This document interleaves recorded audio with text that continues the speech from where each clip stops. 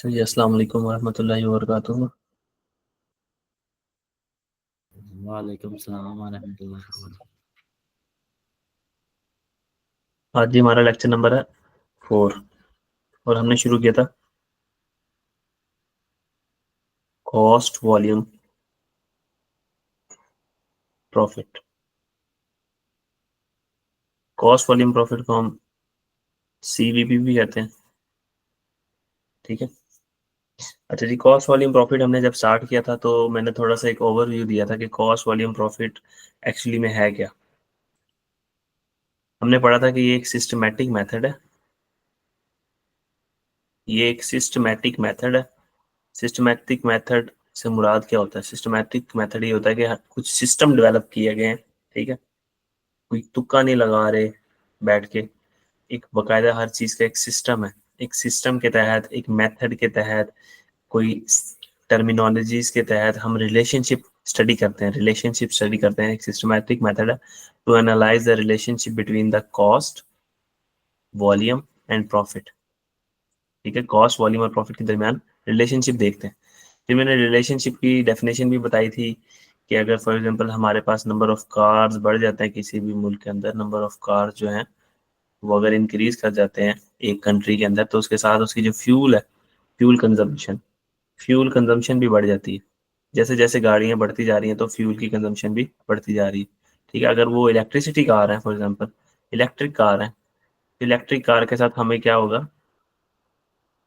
जैसे जैसे electric car बढ़ती जाएंगी तो हमारे पास जो ये स्टेशन होते हैं जहाँ पे चार्जिंग पॉइंट्स जिनको हम कहते हैं, वो चार्जिंग पॉइंट्स की डिमांड बढ़ती जाएगी। या अगर लोग अपने घरों में चार्ज करते हैं तो नंबर ऑफ चार्जर्स जो है, नंबर ऑफ चार्जर्स की रिक्वायरमेंट जो है वो बढ़ती जाएगी। तो ये रिलेशनशिप था। इसको हम कहते थे कि ये जी एक चीज के बढ़ने से दूसरी चीज के ऊपर क्या इम्पैक्ट आता है, इसको हम कहते हैं रिलेशनशिप। फिर हमने पढ़ा था कि हम इस रिलेशनशिप में किन चीजों के रिलेशनशिप को स्टडी करते हैं। हमने ये देखा था कि प्रॉफिट, ठीक है, आउटपुट, कॉस्ट से मुराद हमारे एक्सपेंसेस। अगर हम अपना नंबर ऑफ आउटपुट चेंज करते हैं, मिसाल के तौर पर अभी हम 1000 यूनिट बना रहे हैं और हम 500 यूनिट बनाएं, तो प्रॉफिट के ऊपर क्या इम्पैक्ट पड़ेगा, एक्सपेंसेस के ऊपर क्या इम्पैक्ट पड़ेगा। ठीक है। अगर हम 1000 यूनिट से ज्यादा 2000 यूनिट्स बनाने लग जाते हैं तो एक्सपेंसेस के ऊपर क्या इम्पैक्ट पड़ेगा, प्रॉफिट पे क्या इम्पैक्ट पड़ेगा। एक्सपेंसेस चेंज हो रहे हैं, प्रॉफिट चेंज हो रहे हैं, तो उसका आउटपुट पे के साथ क्या रिलेशनशिप है, एंड वाइस वर्सा। ये सारी बातें हमने क्या की थी, पढ़ ली थी पिछले लेक्चर के दौरान। अगर पिछले लेक्चर से रिलेटेड कोई भी सवाल है तो आप पूछ सकते हो।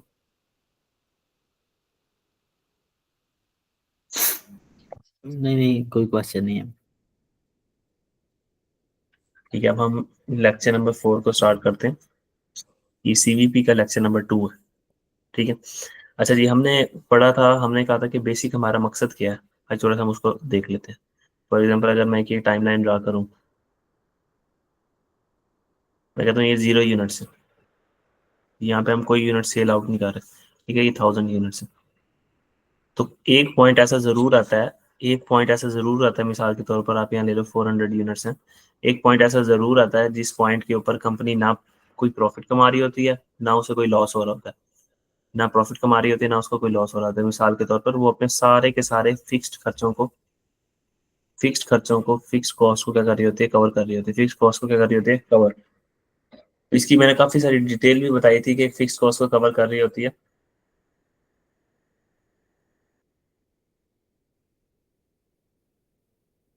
चलिए, हमारा बेसिक मकसद क्या होता है, हम सीवीपी में क्यों, एस सीवीपी का आने का मकसद क्या था? सीवीपी का आने का मकसद ये था कि एक कंपनी अगर 1000 यूनिट्स बना रही है ना, या 1000 यूनिट्स बना के 1000 यूनिट्स ही बेच रही है, ठीक है, तो पहले थोड़ी सी बात बता देता हूँ।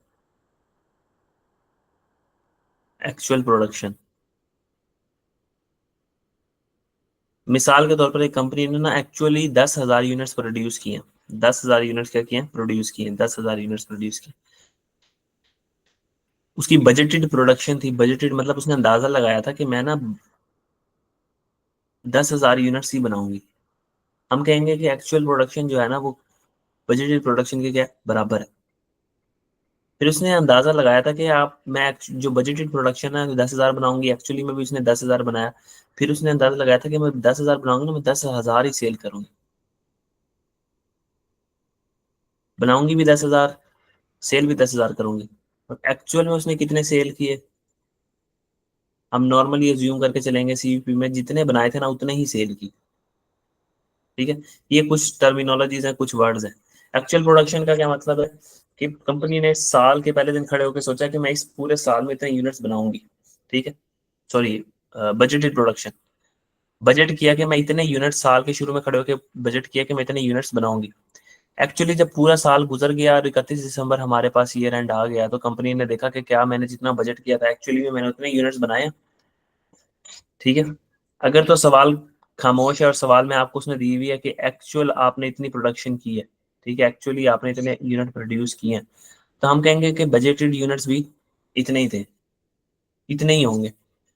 जो हमने साल के शुरू में खड़े होकर बजट लगाया था ना, वो आपस में क्या होंगे, बराबर। आपने यही नॉर्मल एजम्पशन लेके चलनी है कि जितनी हमने प्रोडक्शन की बजट लगाया था कि 10,000 बनाएंगे, एक्चुअली भी वही है। या वो सवाल में ऐसे दे दिया करेगा, वो आपको कहेगा कि कंपनी की जो बजटेड प्रोडक्शन है ना, बजटेड प्रोडक्शन वो 10,000 यूनिट है, तो हम कहेंगे एक्चुअली में भी उसने 10,000 ही बनाए होंगे। अगर सवाल खामोश है और उसने हमें नहीं बताया हुआ, ठीक है, हमने तो एक्चुअल फिगर्स लेनी होती है ना, एक्चुअल फिगर्स लेनी होती है। अगर वो बजटेड दे दे तो हम क्या समझेंगे कि एक्चुअल ही बजट, एक्चुअल हमारा क्या है, बजट के बराबर है। Actual is equal to budget. ये हमने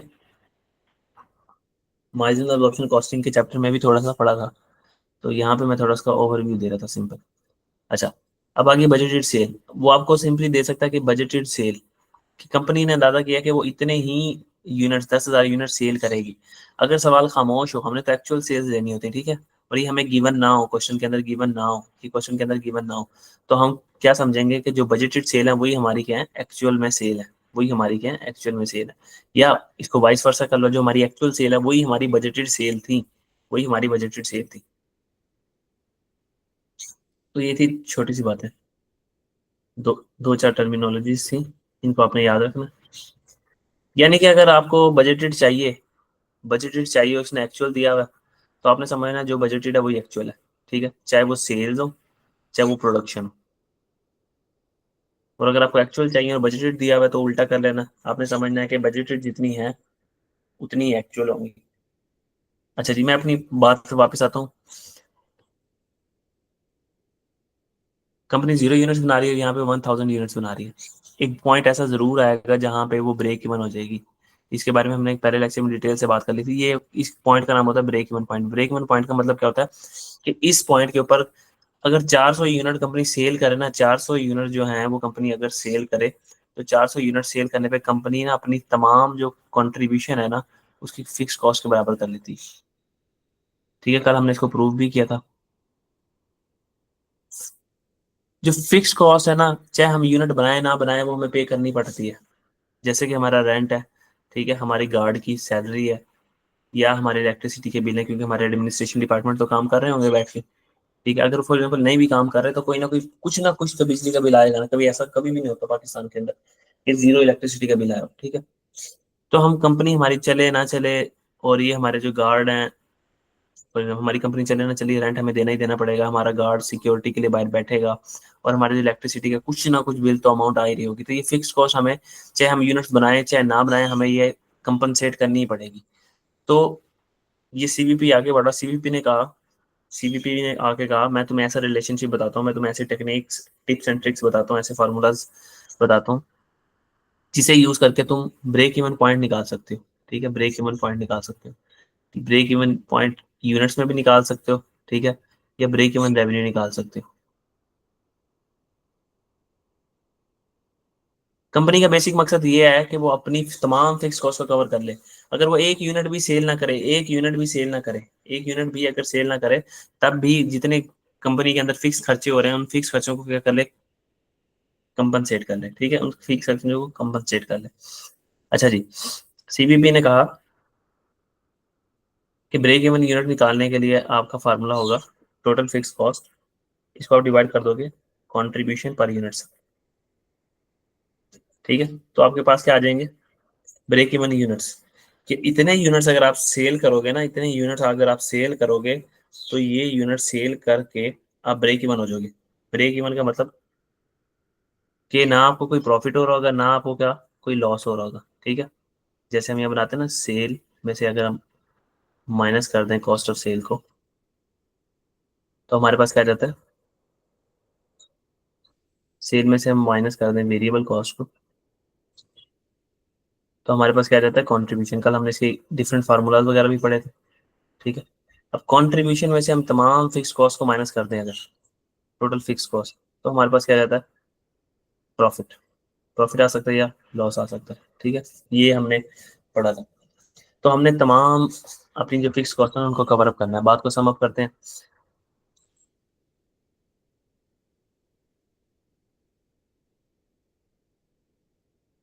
अच्छा जी, हमने ब्रेक इवन यूनिट्स का फार्मूला पढ़ लिया था। टोटल फिक्स कॉस्ट को हम कंट्रीब्यूशन पर यूनिट से डिवाइड कर दें तो हमारे पास आ जाता है नंबर ऑफ यूनिट्स, कि इतने यूनिट्स अगर हम बेचेंगे ना, तो इतने यूनिट्स बेचने के बाद हम क्या हो जाएंगे, ब्रेक इवन। यानी हम उस सिचुएशन पे पहुंच जाएंगे जहां में कोई प्रॉफिट नहीं होगा ना लॉस होगा।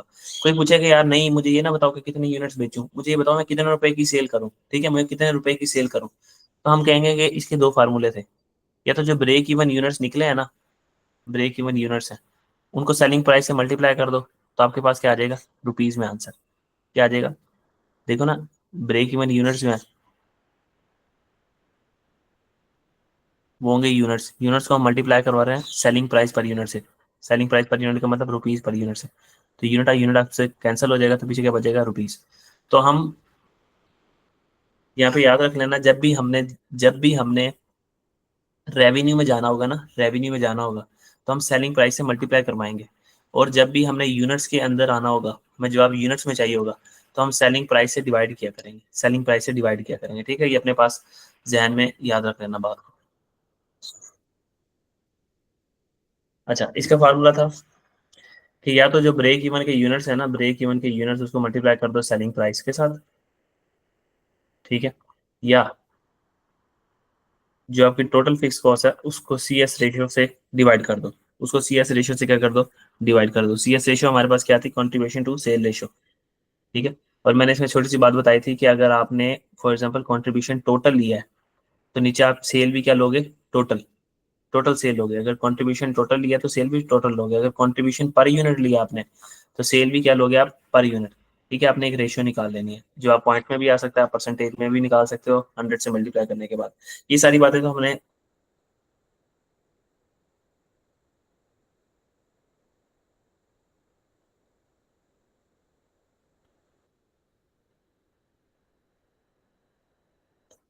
अब कंपनी थोड़ी सी लालची होगी है। कंपनी कहती है कि मैंने ना ब्रेक इवन है ना, जो ब्रेक इवन पॉइंट, जो मेरा ब्रेक इवन पॉइंट है, मिसाल के तौर पे मैं 400 यूनिट्स पे ब्रेक इवन हो जाती हूँ।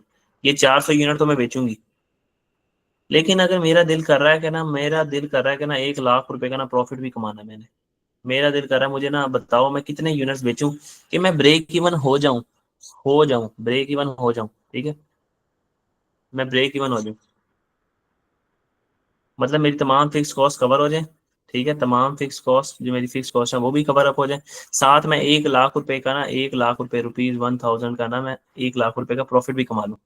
तो हमने कहा कि कंपनी एक तो ब्रेक इवन पॉइंट को भी अचीव करना चाहती है, एक टारगेट प्रॉफिट को भी मीट करना चाहती है। तो इसके लिए क्या फार्मूला होगा। अब इसमें दो, फिर वही दो सवाल आ जाएंगे कि हमने कंपनी को जवाब यूनिट्स में बताना है क्या रेवेन्यू के अंदर बताना है कंपनी को जवाब। तो हमने वही अपना बेसिक फार्मूला लेके चलना है। हम ब्रेक इवन यूनिट्स का फार्मूला क्या करते थे, टोटल फिक्स कॉस्ट, उसको डिवाइड कर देते थे कंट्रीब्यूशन पर यूनिट से। हम कहते थे कि फिक्स्ड कॉस्ट को कवर अप करने के लिए कितना कंट्रीब्यूशन पर यूनिट कमाएं, बताओ हमें नंबर ऑफ यूनिट्स आ जाएंगे हमारे पास नंबर ऑफ यूनिट्स आ जाएंगे। अब हमने सिर्फ फिक्स कॉस्ट नहीं कवर करनी है, अब हमने क्या कवर करना है, हमने टारगेट प्रॉफिट भी कवर करना है। तो यहाँ हम टारगेट प्रॉफिट को ऐड कर देंगे बस, ठीक है। हम यहाँ सिर्फ टारगेट प्रॉफिट को ऐड कर देंगे। ये लिखा पाएगा unit sold to achieve target profit. बताओ कितने यूनिट हम सोल्ड करें, कितने यूनिट हम सोल्ड करें, इसका मतलब क्या, कितने यूनिट हम सोल्ड करें कि हम अपने टारगेट प्रॉफिट को अचीव कर लें। पहले हम कहेंगे अपने पहले ब्रेक इवन पे तो पहुंचो, पहले अपना नो प्रॉफिट नो लॉस वाली सिचुएशन पे तो आओ, उसके बाद तुम इतने प्रॉफिट पे आगे जाओगे। तो सबसे पहले तो हम क्या करेंगे, ये हमारा फार्मूला कहाँ से आ जाएगा भाई, ये तो हमारा ब्रेक इवन का फार्मूला आ गया, ठीक है। फिर हम कहेंगे कि इसके अंदर हम मजीद जो टारगेट प्रॉफिट है उसको ऐड करो तो पता लग जाएगा कितने यूनिट्स हम सोल्ड आउट करें, कितने यूनिट सोल्ड आउट करें तो हमें पता लग जाएगा कि हम इतने टारगेट प्रॉफिट के पास पहुंच गए। अब हम मिसाल के तौर पर हमारी टोटल फिक्स कॉस्ट ऊपर वाले सिनेरियो के अंदर अगर मैं कहूँ टोटल फिक्स कॉस्ट हमारे पास दी हुई 10,000, ठीक है, हमने 1,00,000 रुपए का टारगेट प्रॉफिट रखा है कि हमने 1,00,000 रुपए का टारगेट प्रॉफिट को अचीव करना है, और हमारे पास सेलिंग प्राइस पर यूनिट दी हुई है 10 और वेरिएबल कॉस्ट पर यूनिट दी हुई है 5, ठीक है। तो हम कहेंगे बताओ कितने यूनिट्स हम बेचें कि 1,00,000 रुपए का हमारे पास क्या आ जाए प्रॉफिट, 1,00,000 रुपए का प्रॉफिट आ जाए। तो हम वही फार्मूला लिखेंगे अपने पास, कौन सा, units to achieve target profit. हम कहेंगे टोटल फिक्स कॉस्ट कितनी है हमारी 10,000 जमा, हमने टारगेट प्रॉफिट 1,00,000 रुपए का अचीव करना है, कॉन्ट्रीब्यूशन पर यूनिट कितना आ जाएगा 5, सेल में से वेरिएबल कॉस्ट को माइनस कर दो तो हमारे पास क्या रहता है कॉन्ट्रीब्यूशन। तो ये हमारे पास आ जाएंगे units to achieve target profit, कि कितने यूनिट्स मैं बेचूं तो मैं अपने टारगेट प्रॉफिट को अचीव कर दूंगा। जस्ट एक सेकंड में कैलकुलेटर ओपन कर लूं।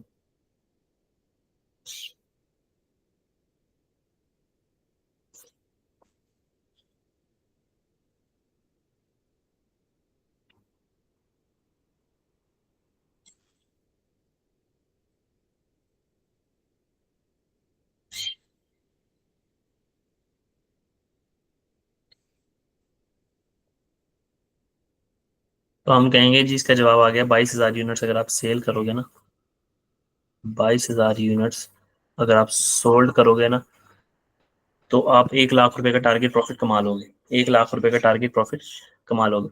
अच्छा अब हम इसको चेक कर लेते हैं वाकई हम 1,00,000 रुपए का टारगेट प्रॉफिट कमा भी रहे हैं कि नहीं। हमने लिखा यहाँ पे सेल, हमने कहा हम 22,000 यूनिट सेल करेंगे, ठीक है, और एक की सेलिंग प्राइस कितनी होगी 10 रुपये। तो ये जवाब कितना आ जाएगा हमारे पास,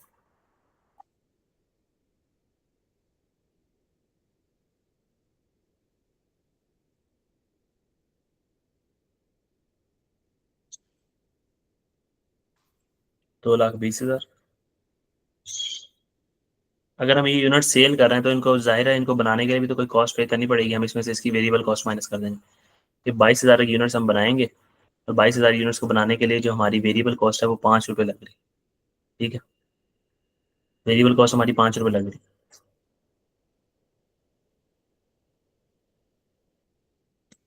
तो ये कितना हो जाएगा 1,10,000।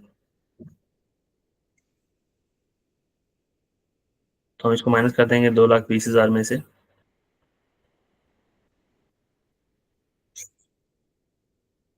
1,10,000 किया तो 1,10,000 आ गया,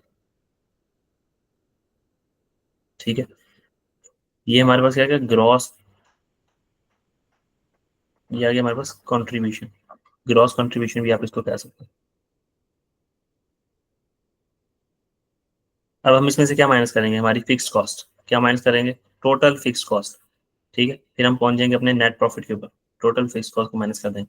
टोटल फिक्स कॉस्ट कितनी है हमारी 10,000, जब हमने इससे 10,000 फिक्स कॉस्ट माइनस कर दी तो हमारे पास अब प्रॉफिट कितना बच रहा है 1,00,000। तो ये हमारा यदि नेट प्रॉफिट, ये जस्ट एक प्रूफ था आप लोगों के लिए, एक छोटा सा प्रूफ था, समझ लो आप इसकी वेरिफिकेशन थी क्या ये फार्मूला ठीक भी है कि नहीं, ठीक है। इस फार्मूले ने आपकी जो टोटल फिक्स कॉस्ट है उसको भी कवर अप कर लिया, प्लस जो आपने टारगेट प्रॉफिट रखा था कि मैं 10,000 का टारगेट प्रॉफिट 1,00,000 रुपए का टारगेट प्रॉफिट अचीव कर लूँ, तो हमें पता लग गया कि जी 1,00,000 रुपए का हमारा टारगेट प्रॉफिट भी अचीव होगा। तो ये था बेसिकली इस फार्मूले का एप्लीकेशन। तो मैंने सिंपली आपको सिर्फ थोड़ी सी डिटेल में बातें बताने के लिए मैंने आपको बताया था कि मैं डिटेल में करूंगा थोड़ी बातें, ये बातें कोई भी नहीं डिटेल में इतनी डिटेल में करता, ठीक है, आपके लेवल में। तो जस्ट एक प्रूफ था कि वर्क कैसे करता है, सीवीपी अप्लाई कैसे होता है, सीवीपी पे नॉर्मली एप्लीकेशन है ये। अब कंपनीज अपने गोल्स और टारगेट्स को सेट करती है कि भाई हमने इतना प्रॉफिट कमाना है और हम कितने यूनिट्स को सेल करें या कितना रेवेन्यू हम जनरेट करें। अब हम आगे बढ़ते हैं और अपनी स्पीड को थोड़ा सा तेज करते हैं।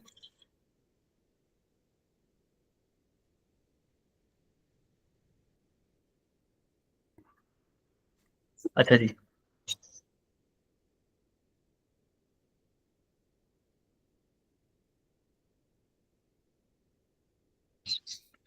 अगला फार्मूला है, बताओ हम कितना रेवेन्यू जनरेट करें, revenue to achieve target profit.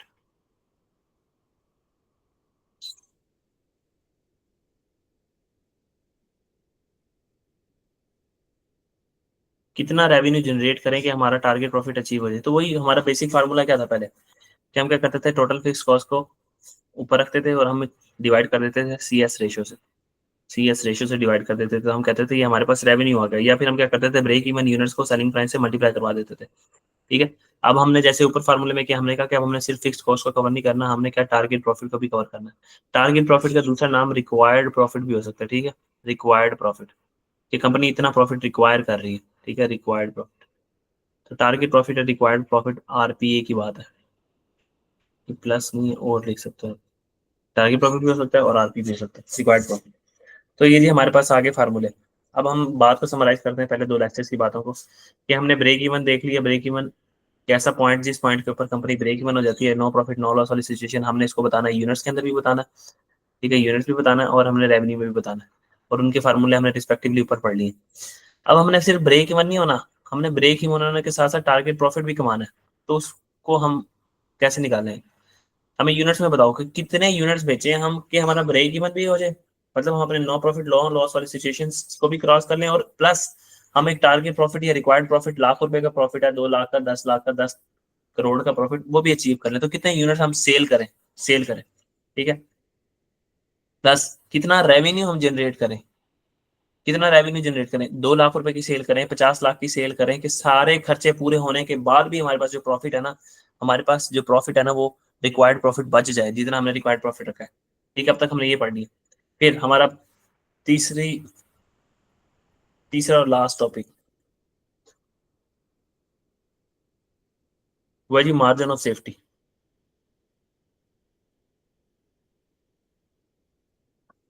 ठीक है, मैं इसको छोटी सी एक एग्जांपल समझाता हूँ। अच्छा, अगर टारगेट प्रॉफिट वाली बात में कोई चीज समझ नहीं आई तो पूछ लो,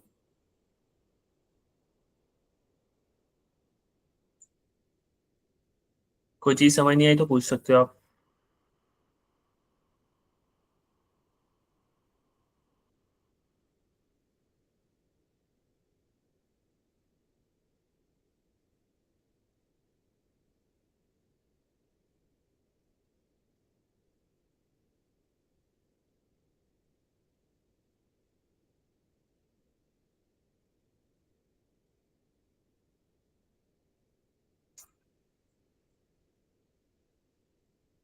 अच्छा जी, ये देखो, ये मैंने एक छोटी सी आपके सामने ना टाइमलाइन से बना दी है। फॉर एग्जाम्पल, अगर हम यूनिट्स लाइन है, सॉरी, कि अगर हम 0 यूनिट सेल करते हैं ना, तो हमारे पास क्या लॉस आ रहा होगा।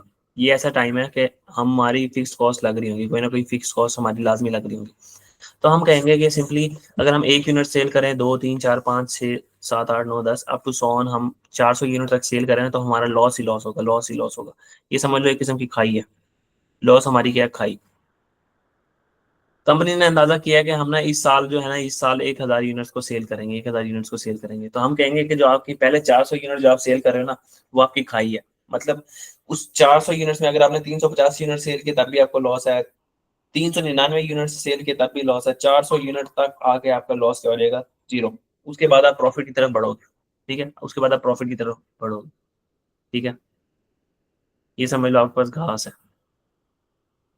ठीक है, अभी आप यहाँ खाई है इस तरफ और इस तरफ घास है। अब मैं आपको कहूँ सेफ्टी बताओ मुझे, सेफ्टी आपके पास कितनी सेफ्टी है पड़ी।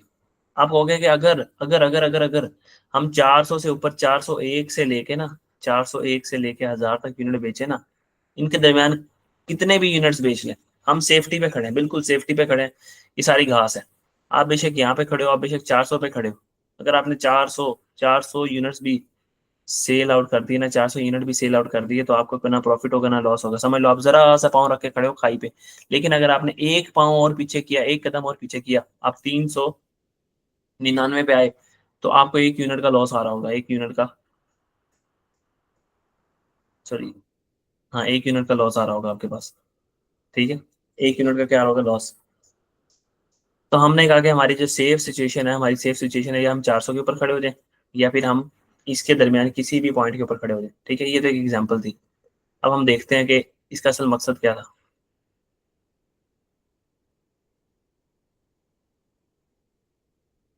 कंपनी ब्रेक इवन पॉइंट के ऊपर नो प्रॉफिट नो लॉस वाली सिचुएशन पे होती है। अगर हम ब्रेक इवन पॉइंट से जरा सा पीछे चले जाएं, जरा सा पीछे चले जाए ना, ये हमारी सेल्स है, बजटेड सेल के हमने अंदाजा किया कि हम इस साल ना इतनी सेल्स करेंगे, तो हमने अपने आप से पूछा 1000 की सेल्स में से कितनी सेल्स ऐसी हैं जिसके ऊपर हमारा कोई प्रॉफिट नहीं हो रहा होगा और कोई लॉस भी नहीं हो रहा होगा। तो हमारे ब्रेक इवन यूनिट्स में जब हमने कैलकुलेट किया, ब्रेक इवन यूनिट्स में हमने कैलकुलेट किया, तो जवाब आया 400 यूनिट्स।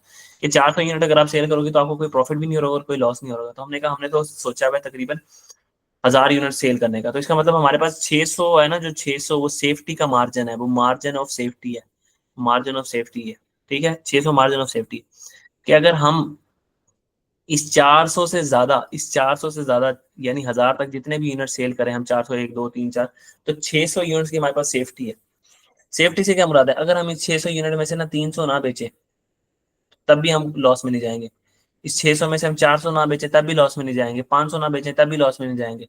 हाँ, अगर हम ये 600 के 600 ही ना बेचे तब भी हम लॉस में नहीं जाएंगे। 600 से जैसे ही हमने कम किया, हमने 601 यूनिट्स नहीं बेचे और हमने सिर्फ कितने बेचे, हमने कितने बेचे 399, तो हम कहेंगे कि जी अब हम लॉस में आ गए। अब हम क्या आ गए जी, लॉस में आ गए। तो ये 600 नंबर ऑफ यूनिट्स क्या है, हमारी सेफ्टी है कि हम ब्रेक इवन पॉइंट से इतना दूर है, हम ब्रेक इवन पॉइंट से इतना दूर है। ब्रेक इवन पॉइंट से पीछे तो खाई है ना सारी, कि हमें सारा सारा लॉस आएगा, हमारा सारा क्या होगा, लॉस होगा। तो अब हम हमारे पास दो यहाँ से अंडरस्टैंडिंग डेवलप होगी, क्या, बजटेड सेल की और ब्रेक इवन सेल की।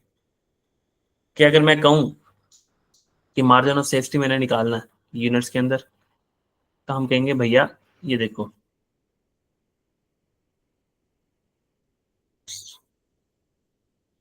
जो आपकी बजटेड सेल है ना, बजटेड और एक्चुअल, जो मैंने ऊपर आपको बताया था कि बजटेड या एक्चुअल दिए हो, तो बजटेड सेल में से अगर आप ब्रेक इवन सेल को माइनस कर दोगे ना, ब्रेक इवन बजटेड सेल के यूनिट्स में से ब्रेक इवन सेल के यूनिट्स को आप माइनस कर दोगे ना, तो आपको पता लग जाएगा कि इतना आपका मार्जिन ऑफ सेफ्टी है यूनिट्स के अंदर। जैसे हमारी बजटेड सेल थी 1000 और हमने कहा था कि 400 पे ब्रेक इवन हो जा सकते हैं, तो 400 के पीछे क्या खाई खाई है, तो हम कहेंगे 600 यूनिट्स का क्या है हमारे पास सेफ्टी मार्जिन है, 600 यूनिट का सेफ्टी मार्जिन है। अगर हमने 400 यूनिट तक बेचे तब तो हम नो प्रॉफिट नो लॉस वाली सिचुएशन में होंगे, 300 बेच रहे तो लॉस आ रहा होगा, 200 बेच रहे तो लॉस आ रहा होगा, लेकिन 400 को जैसे क्रॉस किया तो हम खाई से दूर जा रहे हैं, तो यानी हम सेफ्टी के अंदर जा रहे हैं। ठीक है, खाई से हम जितना दूर होंगे हम सेफ्टी में होंगे, खाई के जितना करीब आते जाएंगे, जितना करीब आते जाएंगे खाई के, यानी ब्रेक इवन के जितना क्लोज आते जाएंगे, तो हम क्या आते जाएंगे, हमारी सेफ्टी क्या होती जाएगी, कम होती जाएगी। तो ये थी नॉर्मल अंडरस्टैंडिंग। अगर ये यहाँ तक बात नहीं समझ आती तो फिर आप सिंपली फार्मूला लिख लेना अपने अपने पास, मार्जिन ऑफ सेफ्टी का फार्मूला अगर यूनिट्स में है तो बजटेड बजटेड सेल यूनिट्स में से आप माइनस कर दोगे break even sale units, budgeted या एक्चुअल सेल यूनिट में से ब्रेक इवन सेल यूनिट आप माइनस कर दोगे।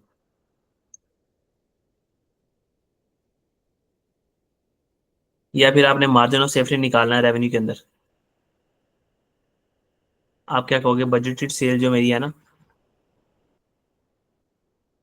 बजटेड सेल या एक्चुअल सेल, मैं बार बार इसलिए लिख रहा हूँ ताकि आपको वो कोई भी सेल दे सकता है, उसमें से मैं से क्या कर दूंगा, ब्रेक इवन सेल को अगर मैं माइनस कर दूं तो मुझे पता लग जाएगा कि इतने की सेल अगर मैं करूं तो मैं क्या हो जाऊंगा, मेरे पास बजट इतना सेफ्टी का मार्जिन है पड़ा, ब्रेक इवन से आगे मेरे पास कितना सेफ्टी का मार्जिन है, 4 लाख रुपए की मैं सेल करता हूँ तो मैं ब्रेक इवन हो जाता हूँ, लेकिन मैंने अंदाजा किया 10 लाख की मैं सेल करूंगा, 100,000 की।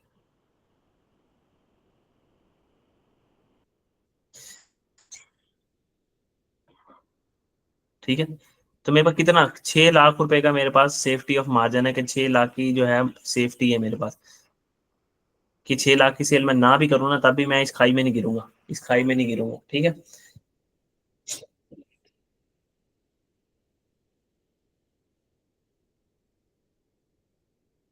अब मार्जिन ऑफ सेफ्टी परसेंटेज में भी कैलकुलेट करवा सकता है कि मार्जिन ऑफ सेफ्टी परसेंटेज। अच्छा देखो, फार्मूले से ना अंडरस्टैंडिंग लिया करो, ये हमारे पास बजटेड सेल है, हम इसमें से ब्रेक इवन सेल को माइनस करते हैं तो हमारे पास क्या रहता है, मार्जिन ऑफ सेफ्टी। ठीक है, बजटेड सेल हमारी हमेशा, मैंने जब यहाँ टाइमलाइन ड्रॉ की थी तो ये कितनी थी, 1000। ठीक है, और हमारी जो ब्रेक इवन सेल थी वो इसका एक पार्ट था, मतलब टोटल सेल है 1000, 1000 का ये 400 एक हिस्सा है, एक हिस्सा है, तो ये टोटल है, और ये टोटल का क्या है, पार्ट, टोटल का क्या था, पार्ट, एक हिस्सा था। ठीक है, तो आपने अपनी अंडरस्टैंडिंग के लिए याद रखना है एक बात को, कि हमारी जो बजटेड सेल होती है वो बजटेड सेल 100% होती है हमेशा, क्या होती है, 100%। अगर वो हमें कह दे कि आपका मार्जिन ऑफ सेफ्टी 20% है, ठीक है, आपका मार्जिन ऑफ सेफ्टी क्या है, 20% है, तो इसका दूसरा मतलब क्या होगा, कि आपके पास 20% का सेफ्टी मार्जिन है, 20% का क्या है, सेफ्टी का मार्जिन है पड़ा।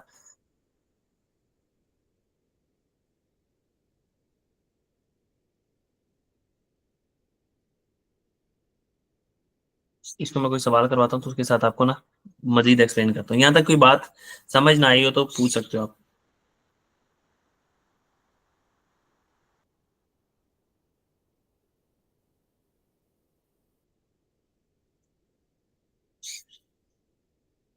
मेरी आवाज आ रही है आपको?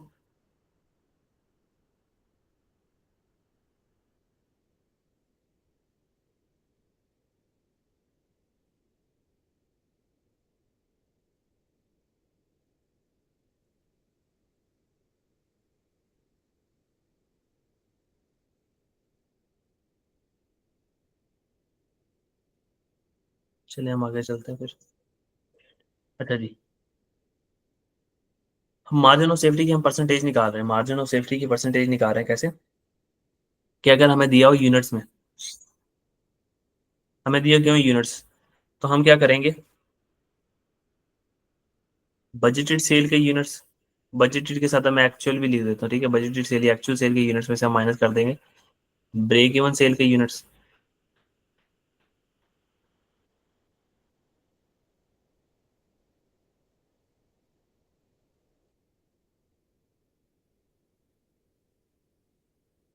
और इसको हम डिवाइड कर देंगे बजटेड सेल के यूनिट से, यानी एक्चुअल सेल के यूनिट से, ठीक है। और मल्टीप्लाई कर देंगे 100 से। तो हमारे पास मार्जिन ऑफ सेफ्टी किस में आ जाएगा, यूनिट्स में। मार्जिन ऑफ सेफ्टी किस में, अगर मार्जिन ऑफ सेफ्टी की जवाब ये परसेंटेज में ही आएगा, आपके पास जवाब आपका परसेंटेज में आएगा। अगर आपको तमाम डाटा यूनिट्स के अंदर दिया गया कि यानी ब्रेक इवन के सेल्स के यूनिट्स दिए हुए हैं आपके पास, ब्रेक इवन और जो बजटेड सेल है उसके भी यूनिट दिए गए हैं, तो आपने क्या करना है, ब्रेक इवन सेल के यूनिट्स, बजटेड सेल के यूनिट्स में से ब्रेक इवन सेल के यूनिट्स को माइनस कर देना और बजटेड सेल के यूनिट पे डिवाइड कर देना है और मल्टीप्लाई बाय 100 कर देना है, आपको मार्जिन सेफ्टी परसेंटेज में जवाब आ जाएगा। और अगर ऐसा हो कि आपके पास सारा जो डाटा दिया हुआ है वो रुपीज के अंदर दिया हुआ है या रेवेन्यू के अंदर दिया हुआ है आपके पास सारा डाटा, तो आप क्या करोगे सिंपली। अच्छा, ये बातें अभी तक थोड़ी सी बोरिंग लग रही होंगी, अभी जब मैं इसके ऊपर सवाल करूंगा ना तो फिर आपको सारी बातें समझ आ जाएंगी। बजटेड सेल या एक्चुअल सेल अगर आपके पास दिया हो, रुपीज के अंदर दिया हो या रेवेन्यू के अंदर दिया हो, ठीक है, इसमें से आप ब्रेक इवन रेवेन्यू माइनस कर दोगे, वो भी आपको किस में दिया होगा, रुपीज के अंदर, ठीक है। और डिवाइड किससे कर देना हमने, बजटेड सेल, क्योंकि 100% हमारी क्या चीज है, हम चेक करें कि ब्रेक इवन जो है ना वो हमारा कितना, ब्रेक इवन हमारा कितना, कितने परसेंट है बजटेड सेल का, या एक्चुअल सेल भी कह सकते हो आप इसको, ठीक है। मल्टीप्लाई बाय 100 कर देना, जवाब आपका किस में आ जाएगा, परसेंटेज में। अच्छा, ये परसेंटेज हमें क्या बताती है और हम ये क्या करते हैं, ये भी जब फार्मूले पे आएंगे ना तो हम इसकी थोड़ी सी टेक्निकलिटीज को देख लेंगे। अब मैं ना एक सिंपल सी एग्जांपल रखता हूँ और आपको ना चीज़ों को समझाता हूँ। ये देखो, ये हमारे पास है सेल, फॉर एग्जाम्पल सेल है हमारे पास 100 रुपीज़ की, और हमने वेरिएबल कॉस्ट जो हमने माइनस किया ना उसमें से है लेस वेरिएबल कॉस्ट, वो आ गई 20 रुपीज़, ठीक है। हमारे पास कॉन्ट्रीब्यूशन आ गया। वो कभी कभार ना आपको चीज़ों को ऐसे घुमा के देगा, क्योंकि उसके पास सीधा सीधा सीधा सीधा डाटा तो हर बच्चे को ही आता होगा ना, तो आप लोगों को ये थोड़ी सी टिप्स एंड ट्रिक्स भी आनी चाहिए। वो ये क्या है कि सेल क्या है हमारी 100%, ठीक है। वेरिएबल कॉस्ट कितनी है, 20%। कंट्रीब्यूशन कितना है, 80%। यहाँ पे वैल्यू चेंज हो सकती है, वो 1 लाख लिख सकता है, 22,000 लिख सकता है, ठीक है, 24,000, 25,000, 10 लाख, 20, 50 लाख। आपने कैसे कैलकुलेट करना है, आपने ये देखना है कि हमारा जो कंट्रीब्यूशन है वो सेल का कितने परसेंट है, सेल का हमारा कितने परसेंट है। मिसाल के तौर पर मैंने चेक करना हो कि कंट्रीब्यूशन सेल का कितने परसेंट है, तो मैं कंट्रीब्यूशन को ऊपर रखूंगा और सेल से डिवाइड कर दूंगा, मल्टीप्लाई कर दूंगा 100 के साथ, ठीक है, परसेंटेज में जवाब लाने के लिए। तो कितना बन जाएगा, 80%। मैं कहूंगा कि मैं जब भी एक सेल करता हूँ ना, सेल करता हूँ तो उसमें 80% हमारा कंट्रीब्यूशन होता है। अगर मैं 1 रुपए की सेल करता हूँ ना, तो उसमें 1 रुपए की सेल में ना हमारे जो 80 पैसे होते हैं वो कंट्रीब्यूशन होता है, और जो 20 पैसे हैं वो हमारी क्या होती है, वेरिएबल कॉस्ट। अब मैं चेक करना चाहूँ कि वेरिएबल कॉस्ट मेरी सेल का कितने परसेंट है, तो मैं क्या करूंगा, 20 को डिवाइड कर दूंगा 100 से, तो मुझे पता लग जाएगा, मल्टीप्लाई बाय 100, जो आ जाएगा 20%। मैं कहूंगा कि मेरी जो सेल है ना उसका 20% हमारे पास क्या है, वेरिएबल कॉस्ट। अब वो सवाल में डाटा पता कैसे देगा आपके पास आज, वो सवाल में डाटा आपको ऐसे दिया करेगा,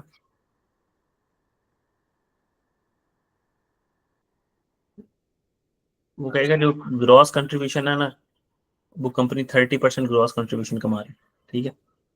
और कंट्रीब्यूशन पर यूनिट देगा आपको,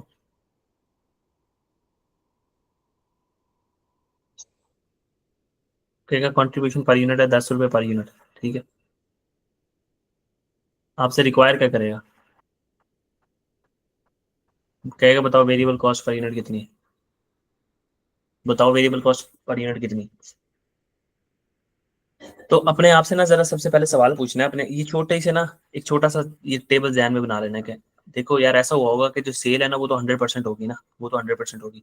फिर उसमें से जो वेरिएबल कॉस्ट माइनस हुई होगी ना, वेरिएबल कॉस्ट माइनस होने के बाद, वेरिएबल कॉस्ट माइनस होने के बाद कंट्रीब्यूशन आया होगा, ठीक है। और वो कंट्रीब्यूशन वो बता रहा है कि 30% है, तो ये कितना हो जाएगा 70%। मतलब हमारी जो भी सेल है, जो भी सेल है उसका 70% वेरिएबल कॉस्ट है और उसका 30% क्या है कंट्रीब्यूशन, उसका 30% कंट्रीब्यूशन है हमारे पास। तो इस सवाल को करने के लिए हम सिंपली ये जो हमारी रिक्वायर्ड अमाउंट होगी ना, ये फार्मूला भी याद कर सकते हो। हमारी जो रिक्वायर्ड अमाउंट है ना उसको हम कैसे निकालते हैं कि जो हमारी गिवन अमाउंट है ना उसको डिवाइड कर दो गिवन अमाउंट की परसेंटेज के ऊपर और मल्टीप्लाई कर दो रिक्वायर्ड अमाउंट की परसेंटेज के साथ, ठीक है। हमारी गिवन अमाउंट क्या, हमें क्या गिवन किया गया, कंट्रीब्यूशन। हम कहेंगे 10 पर यूनिट हमारा कंट्रीब्यूशन है, कंट्रीब्यूशन की परसेंटेज कितनी है 30%। हमने जाना किधर है वेरिएबल कॉस्ट के ऊपर, हमारी वेरिएबल कॉस्ट कितनी है 70। जब इसको मल्टीप्लाई करोगे तो हमारी रिक्वायर्ड अमाउंट की वेरिएबल कॉस्ट पर यूनिट। अच्छा ये देख लेना कि डाटा सिमिलर यूनिट्स के अंदर होना चाहिए। मिसाल के तौर पर हमारे पास ये कंट्रीब्यूशन पर यूनिट दिया हुआ था, वेरिएबल कॉस्ट भी हमें पर यूनिट चाहिए थी। अगर ये टोटल में चल रहा है तो फिर आपको ये नंबर ऑफ यूनिट से तकसीम करके पर यूनिट बनाना पड़ेगा उसको, ठीक है।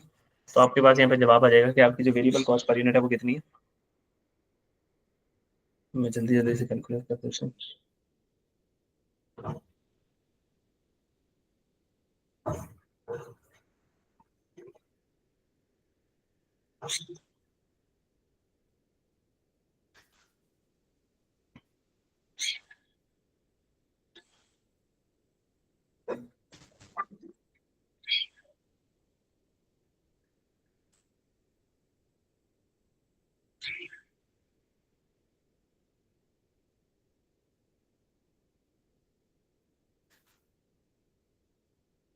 वो आ जाएगी 23.3, ठीक है।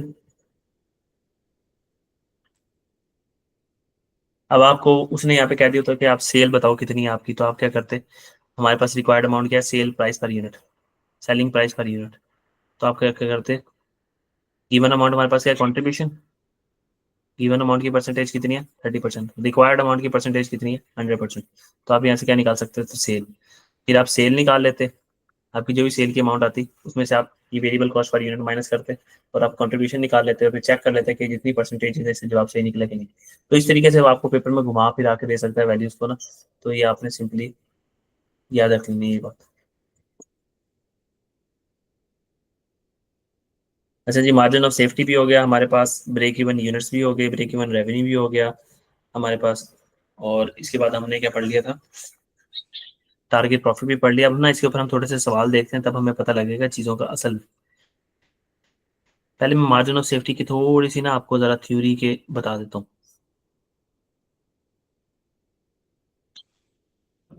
मार्जिन ऑफ सेफ्टी की डेफिनेशन, एक्चुअली में मार्जिन ऑफ सेफ्टी की डेफिनेशन है क्या।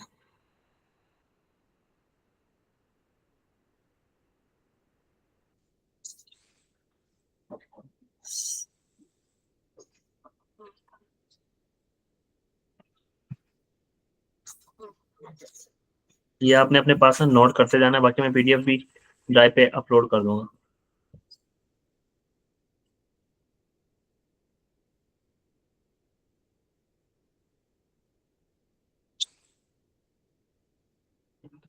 ब्रेक इवन सेल से एक्सेस हमारे पास कितनी, कितने यूनिट्स हैं या कितना रेवेन्यू।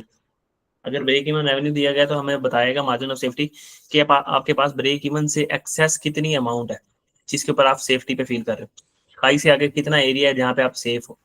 यहाँ आते हो तो कुछ नहीं होता, कुछ नहीं होता, कुछ नहीं होता, ये पॉइंट पे भी कुछ नहीं होगा, लेकिन इस पॉइंट से एक कदम भी पीछे रखा तो आप खाई में गिर जाओगे यानी लॉस के अंदर, ठीक है। तो ये वो बताती है कि एक्सेस, ये आपकी बजटेड सेल थी, ये ब्रेक इवन सेल थी, ये यूनिट से। ये आपको बताएगी कि आपके पास कितना एक्सेस अमाउंट है पड़ी the excess of expected sale over break even sale, break even sale से ज्यादा कितनी एक्सपेक्टेड आपके पास एक सेफ्टी का मार्जिन है पड़।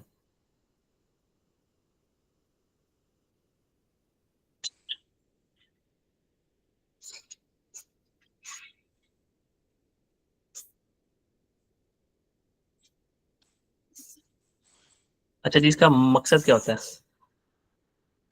ये ना जब प्लानिंग स्टेज चल रही होती है ना हमारी, जो प्लानिंग स्टेज जब हमारे पास चल रही होती है ना, तो मैनेजमेंट के पास मार्जिन ऑफ सेफ्टी निकालती है मैनेजमेंट, और देखती है कि अच्छा जी हमारे पास ना 20% मार्जिन ऑफ सेफ्टी है, तो इसका मतलब है कि अगर मैं हमारी सेल ड्रॉप डाउन भी कर दें ना 20% से, ठीक है, हमारी सेल अगर ड्रॉप डाउन भी कर दें ना इतने स्पेसिफिक नंबर ऑफ यूनिट से, इतने यूनिट्स जो हमारे पास 600 से, हमारे यूनिट्स अगर 600 हमने एग्जांपल लगाई है 1000, हमारे 1000 ना भी बिके, 1000 में से अगर हमारे मिसाल के तौर पर 800 यूनिट बिक जाए तब भी हमारे पास सेफ्टी है, 700 यूनिट बिक जाए तभी हमारे पास सेफ्टी है, हमारे पास 600 यूनिट बिक जाए तब भी हम सेफ हैं, 500 यूनिट बिक जाए तब भी हम सेफ हैं, लेकिन 400 यूनिट बिक जाए हम तब भी सेफ है, हम तमाम कॉस्ट को अपनी कवर कर लेंगे, लेकिन इससे नीचे जैसे ही हम जाएंगे ना तो हम लॉस के अंदर आने लग जाएंगे।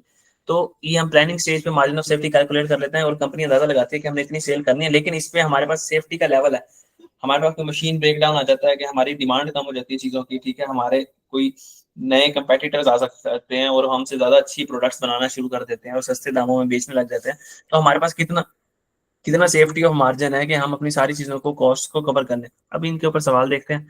ये तो बहुत ज़्यादा मैंने डेप्थ में बातें करती, इतनी ज़्यादा बातें थी भी नहीं वैसे ही, जस्ट फॉर आपकी ना अंडरस्टैंडिंग को बेहतर करने के लिए।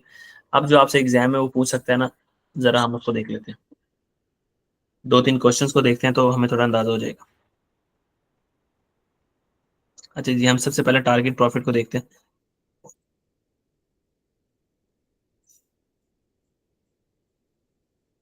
हम एग्जांपल लेते हैं, एक कंपनी की जो वेरिएबल कॉस्ट पर यूनिट है ना,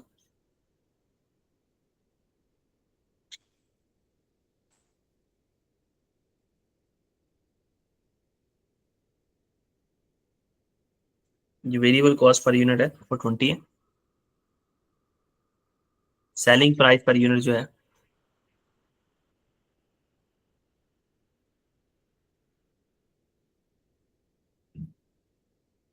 वो 25 है, ये पर यूनिट है, ठीक है, रुपीज में दिए हुए आंसर।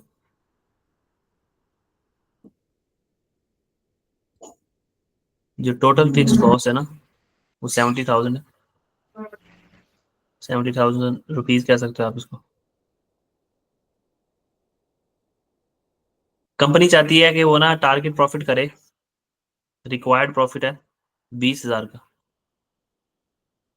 अब आप बताओ कि वो कितने यूनिट सोल्ड करे, कितने यूनिट्स सोल्ड करे, unit sold to achieve target profit, कितने यूनिट्स को वो बेचे और कितना वो रेवेन्यू,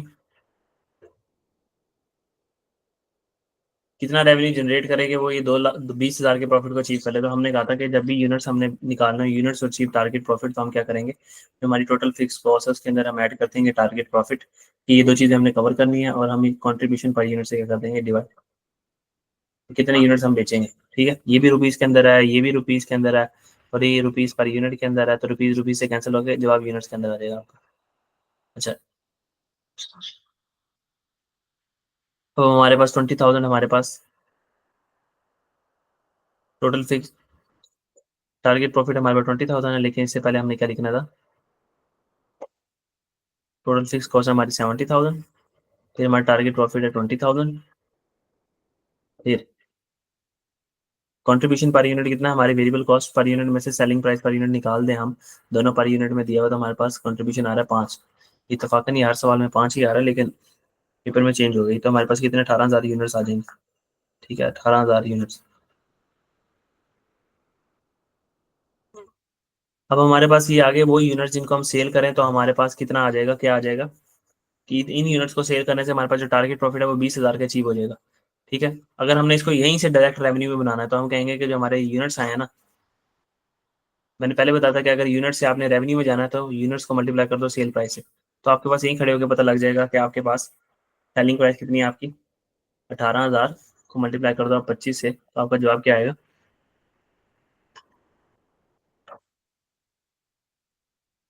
जल्दी जल्दी से करके देख लेते हैं।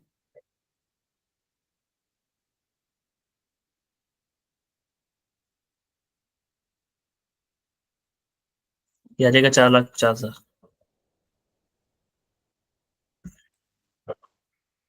अच्छा, दूसरे नंबर पे हमने निकालना है रेवेन्यू, कितना रेवेन्यू जनरेट करे कंपनी, कितना रेवेन्यू जनरेट करे कि टारगेट प्रॉफिट 20,000 का अचीव हो जाए। तो हमने कहा था कि टोटल फिक्स कॉस्ट को हम जमा कर देंगे transaction price, sorry transaction price मुझसे निकल गई, एफआर वालों के लफ्ज यहाँ पे आ रहे हैं। अच्छा जी, ट्रांजैक्शन प्राइस नहीं है हमारे पास, क्या था, टारगेट प्रॉफिट। ठीक है, तो टोटल फिक्स कॉस्ट में हमने क्या करना है, टारगेट प्रॉफिट को ऐड कर देना और सीएस रेशियो पे डिवाइड कर देना। हमारे पास कंट्रीब्यूशन कितना था, 5 निकला, और हमारे पास सेलिंग प्राइस पर यूनिट कितनी थी, आई थिंक 25। तो हम यहाँ पे सीएस रेशियो निकाल लेंगे।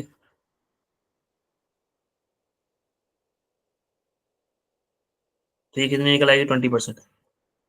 तो हम कहेंगे जो हमारी टोटल फिक्स कॉस्ट थी वो थी 70,000, प्लस टारगेट प्रॉफिट था 20,000, प्लस हमारी सीएस रेशियो आई है 20%, या इसको 0.2 भी लिख सकते हो। तो हम हमारा जवाब क्या आ जाएगा,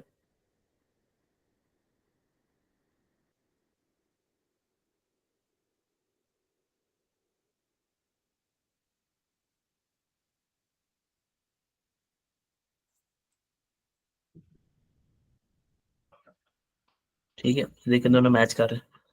वट इफ ये होता कि वो हमें सिर्फ रेवेन्यू कहता, हमें ऊपर वाला डाटा सारा दिया ही ना होता, ठीक है, और हमसे वो सिर्फ ये कैलकुलेट करवा रहा होता, तो हम क्या करते, क्या हमें वो सारा काम करने की जरूरत है, हम क्या करते कि हम यहाँ से रेवेन्यू निकाल लेते और हमें कहता बताओ यूनिट्स के अंदर भी बताना है और आपने रेवेन्यू भी बताना है। हमने कहा अच्छा, रेवेन्यू में जब हमने निकाल दिया तो हम इसको यूनिट से डिवाइड, सेलिंग प्राइस से डिवाइड कर देते हैं, तो हमारे पास क्या आ जाएंगे यूनिट्स, क्योंकि ये क्या है, ये रुपीज में है जब आप, और सेलिंग प्राइस क्या होती है, रुपीज पर यूनिट, तो रुपीज रुपीज से कैंसिल होकर जवाब यूनिट्स में आ जाएगा। ठीक है,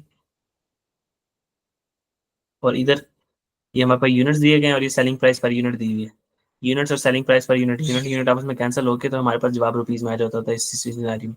तो यानी हमें एक चीज अगर निकालने के लिए कहा हो और हमने यूनिट्स में जाना हो तो हम डिवाइड कर देंगे सेलिंग प्राइस से, तब भी आपके पास ब्रेक इवन के यूनिट्स आ जाएंगे, यही 18,000। और अगर आपको कहे कि ब्रेक इवन रेवेन्यू बताओ प्लस जिसमें हम टारगेट प्रॉफिट भी अचीव कर रहे हैं, तो हम क्या कहेंगे, सेलिंग प्राइस से क्या कर देंगे, मल्टीप्लाई। तो ये था हमारे पास ये छोटा सा इसके ऊपर सिनेरियो। बाकी प्रैक्टिस सेशन में आपने इसके बेतहाशा सवाल किए होंगे, तो बाकी सवाल भी मैं आपके साथ शेयर कर दूंगा।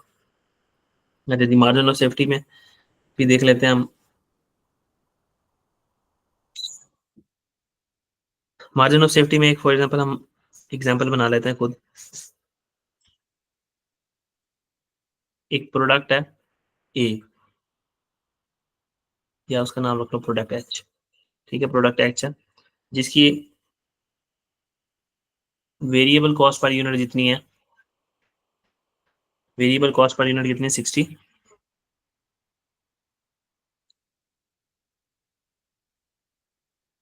सेलिंग प्राइस पर यूनिट कितनी है, 100। जो हमने बजटेड फिक्स कॉस्ट की है ना, बजटेड फिक्स कॉस्ट, हमारी बजटेड फिक्स कॉस्ट कितनी है, 1,00,000।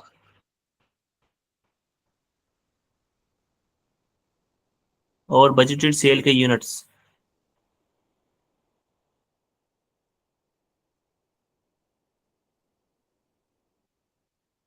15,000। अब हमने क्या निकालना है, मार्जिन ऑफ सेफ्टी।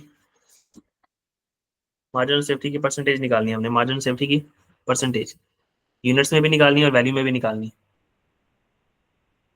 यूनिट्स में भी निकालनी है, हमने क्या करनी है, मार्जिन ऑफ सेफ्टी और रेवेन्यू भी निकालनी है। ये हमारे पास दो रिक्वायरमेंट्स। ठीक है, अब सबसे पहले हम अपने मार्जिन ऑफ सेफ्टी का फार्मूला लिख लेते हैं कि हमारे मार्जिन ऑफ सेफ्टी का फार्मूला क्या था, यूनिट्स निकालने के लिए हम क्या कहते हैं, बजटेड सेल के यूनिट्स हो हमारे पास, उसमें से ब्रेक इवन सेल्स के हम क्या कर देंगे, यूनिट्स माइनस कर देंगे, तो हमारे पास क्या आ जाएगा, मार्जिन ऑफ सेफ्टी के यूनिट्स। ठीक है, हमने मार्जिन ऑफ सेफ्टी के यूनिट्स परसेंटेज में देने हैं, ठीक है, तो हम क्या कर देंगे, ब्रेक इवन सेल्स के यूनिट्स हम डिवाइड कर देंगे, तो हमारे पास आ जाएगा मार्जिन ऑफ सेफ्टी परसेंटेज में। ये हमारे पास फार्मूला था, क्या हमारे पास सब कुछ यूनिट्स के अंदर दिया गया। ठीक है, अब हमने अपनी चीज़ों को ढूंढते जाना है। सबसे पहले हमारे पास देखना है जी, हमारे पास बजटेड सेल के यूनिट कितने हैं, वो हमारे पास कितने दिए गए हैं जी, 15,000। हमने एज इट इज उठाने, बजटेड सेल के यूनिट 15,000, नीचे भी कितना आ जाएगा, 15,000।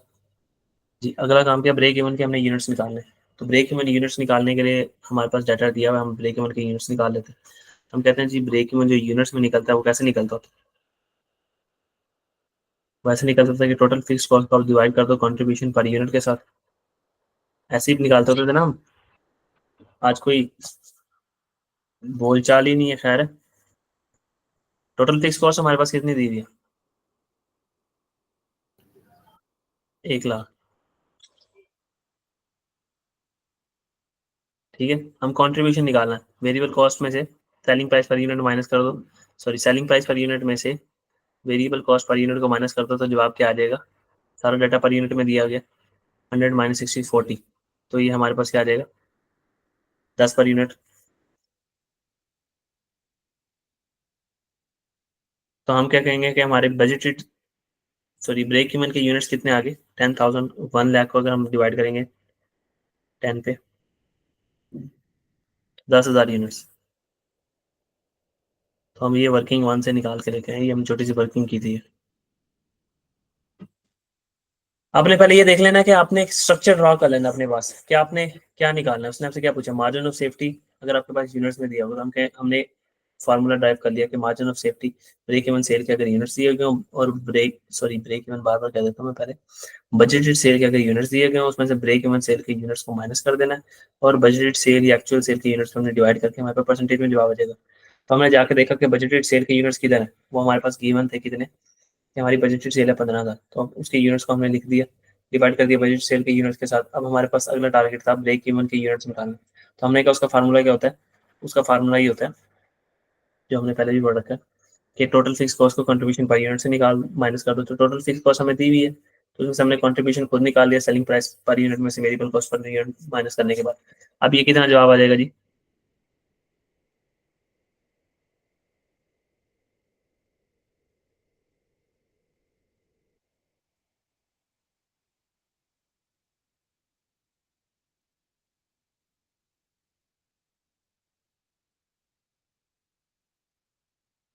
सॉरी, ये मैंने यहाँ पे 40 लिखा और यहाँ पे मैंने 10 लिख दिया,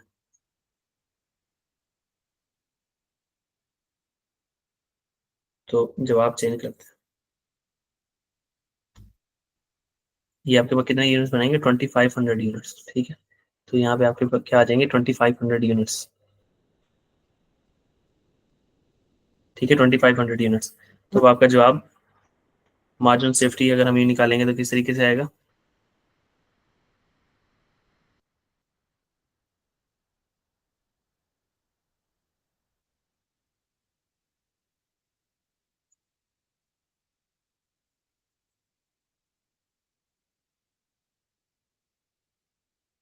eighty three point three three percent की आपके पास मार्जिन ऑफ सेफ्टी है। ये ऐसी है जैसे आपने 15,000 यूनिट सेल करने का सोचा है, 2500 यूनिट्स पे आप ब्रेक इवन हो जाओगे, तो आपके पास इन दोनों के दरमियान कितना गैप है? तो कितना गैप बनता है हमारा इन दोनों के दरमियान?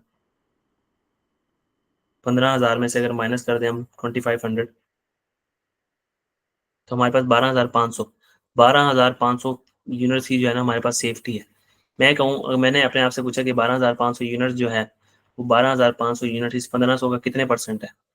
टोटल सेल हमारी 1500 है, 15,000 है। तो यही हमने क्या किया कि 12,500 को डिवाइड कर दिया 1500, ये चेक करने के लिए कि 12,500 की जो 12,500 है इसका कितने परसेंट है, इसके ऊपर डिवाइड किया तो जवाब है 83%। मतलब हमारे पास 83% की सेफ्टी मार्जिन है पड़ा, 83% का हमारे पास सेफ्टी मार्जिन है पड़ा। अच्छा, इसकी रिक्वायरमेंट नंबर 2 देख लेते हैं। मार्जिन सेफ्टी हमने रेवेन्यू में बताना। एक तरीका तो ये था कि हम सिंपली जो हमारे पास यूनिट्स निकले हैं उसको सेलिंग प्राइस से मल्टीप्लाई कर देते, तभी हमारे पास जवाब आ जाता।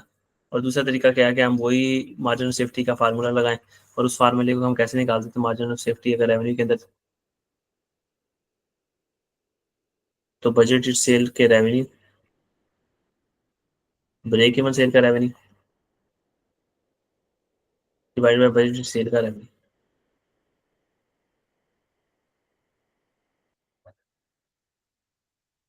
मल्टीप्लाई कर देना आपने किसे? 100 के साथ।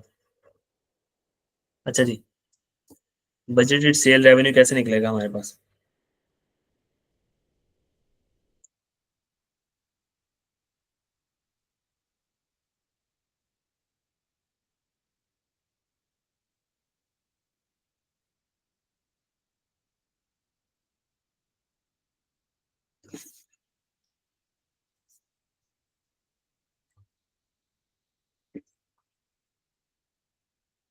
जब हमने ब्रेक इवन का रेवेन्यू निकालने, सबसे पहले ब्रेक इवन रेवेन्यू हमारे पास कैसे निकलता होता था?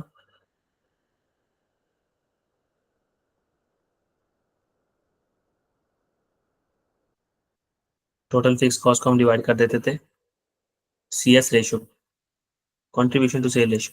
अब हमारे पास टोटल फिक्स कॉस्ट कितनी दी हुई है सवाल के अंदर? टोटल फिक्स कॉस्ट हमारे पास दी हुई है 1 लाख, और हमारे पास कंट्रीब्यूशन कितना निकाला था हमने? Contribution 40, selling price per unit है हमारी 100।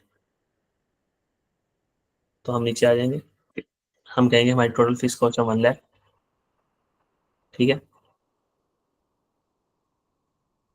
हमारा कंट्रीब्यूशन कितना निकला था? 40, सेलिंग प्राइस कितनी थी? 100। तो CS रेशियो हमारे पास कितनी आ गई? तकरीबन 40%। तो हम क्या करेंगे, 1 लाख को तकसीम कर देंगे 40% से। तो हमारा ब्रेक इवन रेवेन्यू का जवाब क्या आएगा? 1 लाख डिवाइडेड बाय 40%, ये आ जाएगा 2,50,000।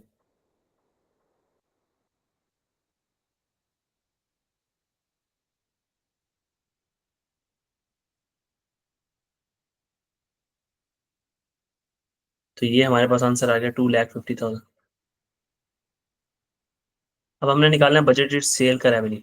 तो सिंपली जैसे हम सवाल में निकालते होते हैं रेवेन्यू, हम कैसे निकालते होते हैं कि हमारे पास बजटेड सेल के अगर यूनिट्स दिए गए तो हम इनको सेलिंग प्राइस पर यूनिट से मल्टीप्लाई कर रहे हैं, तो बजटेड सेल का रेवेन्यू आ जाएगा। तो हमारे पास बजटेड सेल के यूनिट्स दिए हैं, ऊपर जाके देखेंगे हम कितने दिए हैं बजटेड सेल के यूनिट्स। हमारे पास 15,000, सेलिंग प्राइस हमारे पास दी है 100। तो हम क्या करेंगे, 15,000 को मल्टीप्लाई कर देंगे 100 से। ये आ गया budgeted sale revenue minus break even sale revenue और बजटेड सेल रेवेन्यू। 15,000 को 100 से मल्टीप्लाई कर देंगे, तो इसको 100 से मल्टीप्लाई करेंगे, जवाब आपका परसेंटेज में आ जाएगा। मार्जिन ऑफ सेफ्टी अगर रेवेन्यू के अंदर निकालें हम, तो क्या परसेंटेज में जवाब आएगा हमारे पास? वो सेम एज इट इज आपका 83.33% आना चाहिए अगर परसेंटेज में निकालोगे आप। तो ये यहाँ तक आज तक की क्लास थी। अगर कोई आपका सवाल है, कुछ पूछना है तो आप पूछ सकते हैं, अदरवाइज मैं आज की क्लास को क्लोज करने लगा। कोई चीज़ ना समझ आई हो आपको? हाँ सर।